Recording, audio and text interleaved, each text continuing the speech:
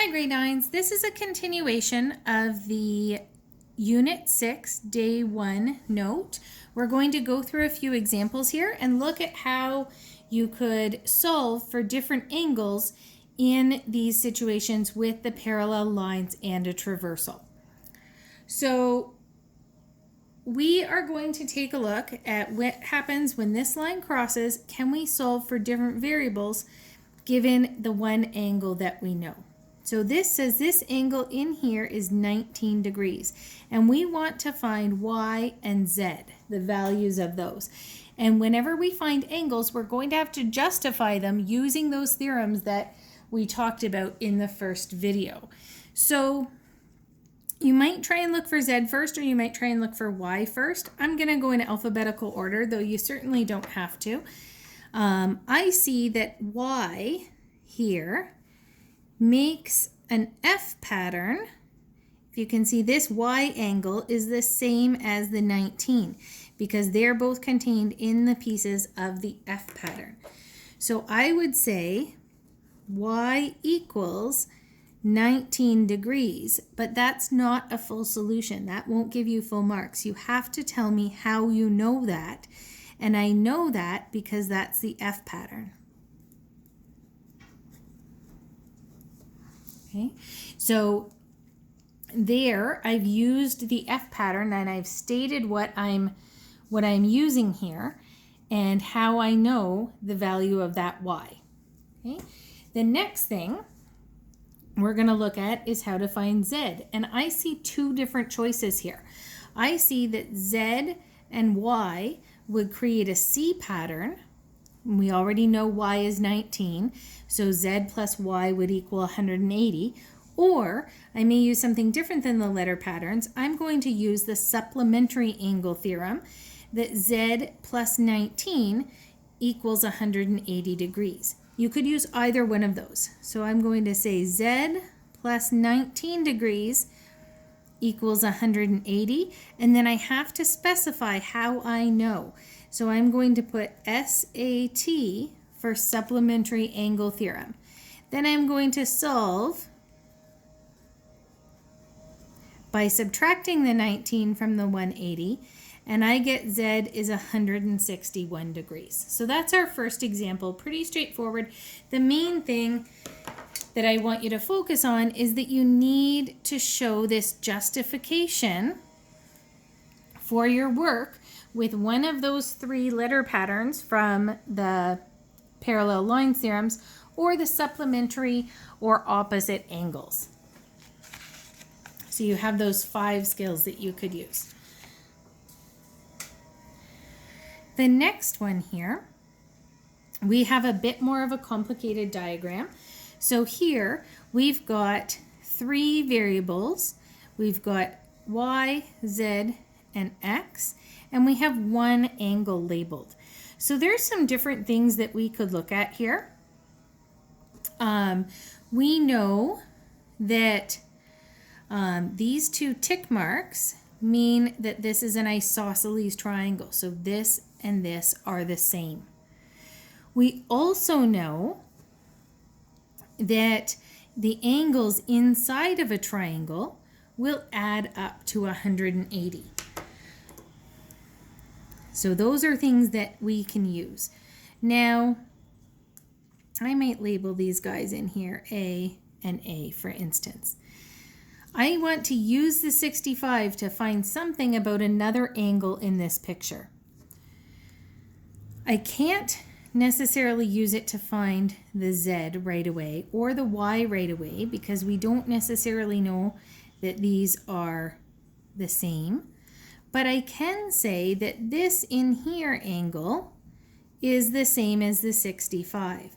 So I could say A equals 65 because this angle creates, I'm just going to highlight that for you, that creates a Z pattern.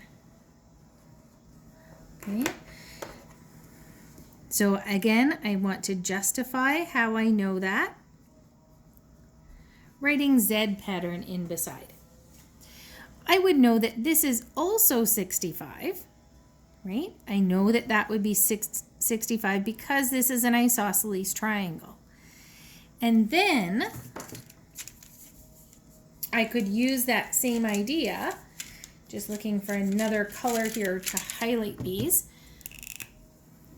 If I know this is 65, then I can do an opposite Z pattern here to say that that Y is also 65.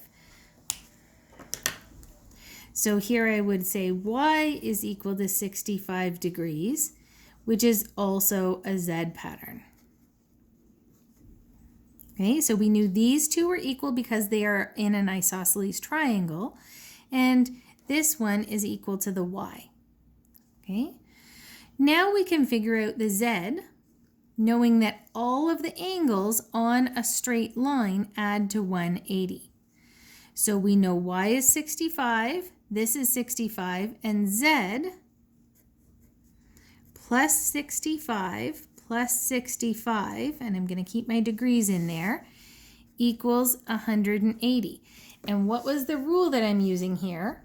This is supplementary angles. They add to 180 on a straight line, so I'll say SAT. So Z plus 130 equals 180. So Z equals 180 minus 130, and Z equals 50 degrees. So you have to do this justification each time. I'm going to underline that. That's really important to show that work. The last thing I need to find is X. Now there's a few different things I could do to find this X. I could say that it's supplementary with this A, but I think I'm going to use a C pattern with the Y. I'm going to grab another color highlighter. I hope I don't run out of colors here. And I see that there's a C pattern here with the Y and the X and those parallel lines. So if I'm using a C pattern, I know that those two add up to 180.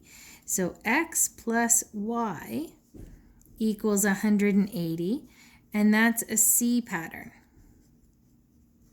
Now we know from over here, my Y value is 65. I'm going to use that.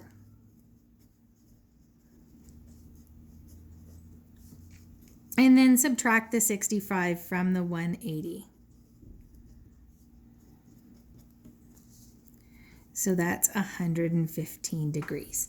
So there we go. I found the value of X, Y, and Z, and I've justified each time that I use one of those rules. A couple more examples for today. This one is going to be a little bit shorter of a process, but it's got a bit more difficult calculations. So it says solve for X, then find each angle. So we want to find a relationship, and this isn't labeled in here, but we see that these are parallel lines with that transversal. So we've got two angles. We see this angle in here and this angle in here. And this one's labeled 3x plus 25, and this one's labeled 8x.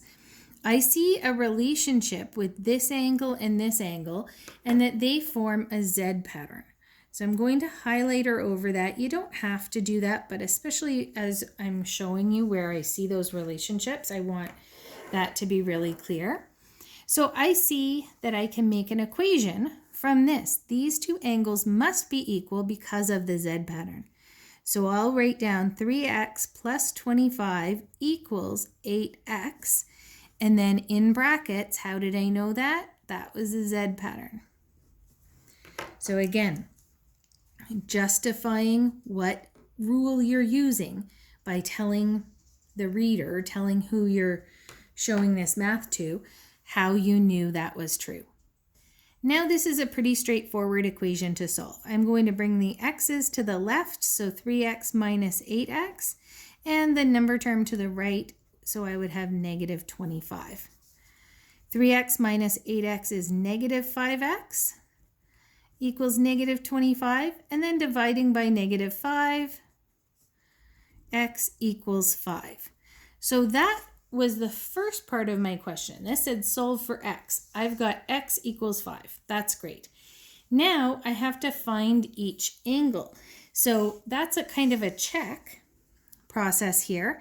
So 3x plus 25, if x is 5, this is 3 times 5 plus 25, which is 15 plus 25, which is 40 degrees. So when I do the other angle, the 8x, I should get the same thing.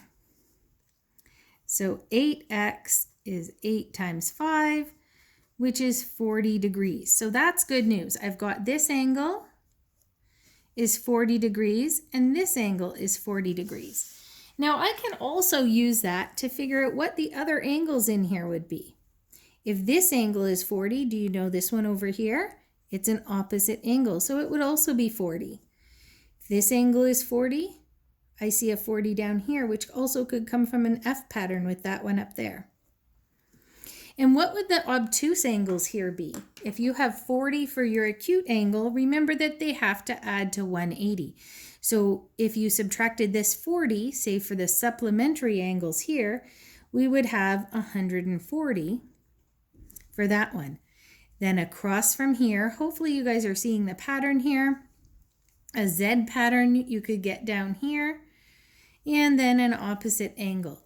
So you can find, if you find one angle out of these 8, you can find all of the rest of them. Hopefully you guys see that relationship. Last example here is pretty similar. So here we have a 3x and we have 5x plus 20. This angle and this angle don't actually fall into one of the 3 letter patterns because they don't make an F or a C or a Z. What we need to do is to figure out perhaps one that would make a letter pattern with the other one. So I might say, and I'm going to use the points here to label a little bit more clearly. Angle ACB, so that, remember, is passing along A to C to B. That angle in there, my 3x, is also equal to this angle over here. We know that that's true, that that's opposite angle theorem. So I'm going to call that angle DCF. So I know that those are true because of the opposite angle theorem, and I'm putting my acronym there to justify my work. Okay, so now these 2 angles do make a letter pattern, and that's the C pattern.